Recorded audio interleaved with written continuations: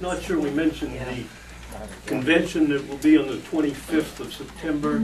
The representatives are all of the folks who win primaries, plus the people who have signed up are running for delegates from the various towns. Not very many, and many times they're redundant. People who are running for state rep have signed up for delegate as well. In which case, if they win both, the next highest vote getter takes his place. Anyway, so everybody who wins a primary is automatically our member at the state convention to vote on the platform. And then, as Bill mentioned, the other office that comes up when we have organization day is a vote for the speaker and the other officials. So there are a number of candidates that have to let it be known now, even though we don't know that we have a majority until it's confirmed on November 2nd. But we'll probably caucus the following week. And pretty good. In any case, okay.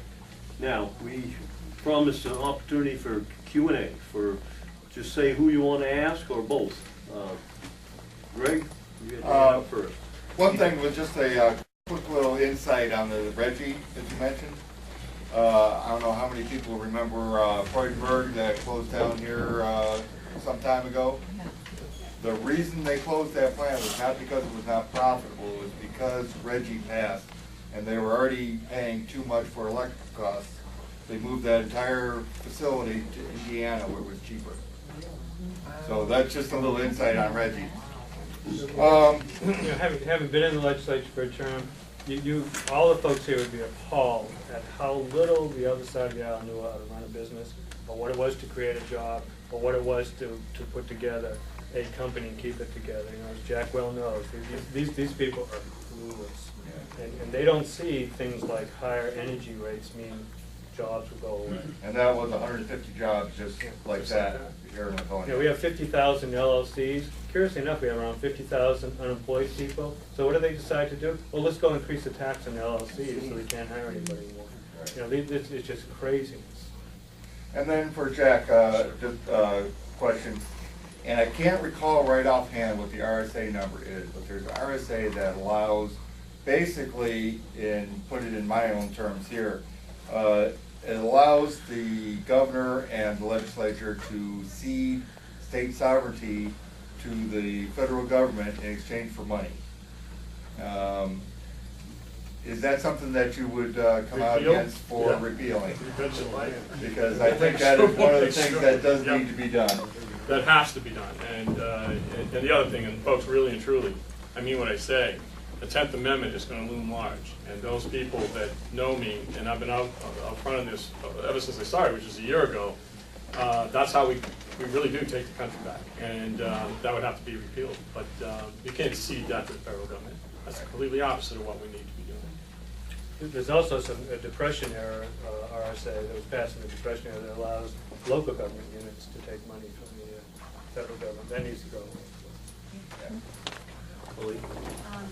Jack, this one's for you. And I don't know an awful lot about your platform, so here's a real broad question. How much knowledge do you have of the state budget today? How much do you, what departments have you looked in? How much in-depth knowledge do you have of where we're spending the money, how we're spending the money, and where you can hit the ground running on January 1st? Well, I understand one of the reasons that I'm doing this is because I wound up with a radio show after all of this notoriety I was getting, and we can get into that.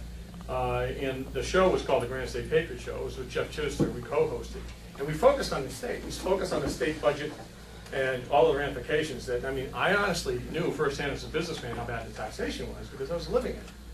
I had no idea how terrible this budget was. So I've been hands-on with the budget for a long time. And I'm not an expert in the state budget, but I certainly know a whole lot more about it than most folks. And hitting the ground running, part of that is making sure that you've already figured out in advance. When we talk, here's a good issue.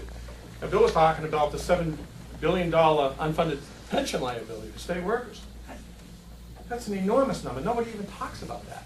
Well, I knew about that long before I even decided to do this. What did I do? I talked to a couple of people who know a lot more about this than I do. And by the way, most states have this mess. It's all about the unions, and you just saw that they're going to pass the $29 billion. It's a union bailout bill. That's what it is.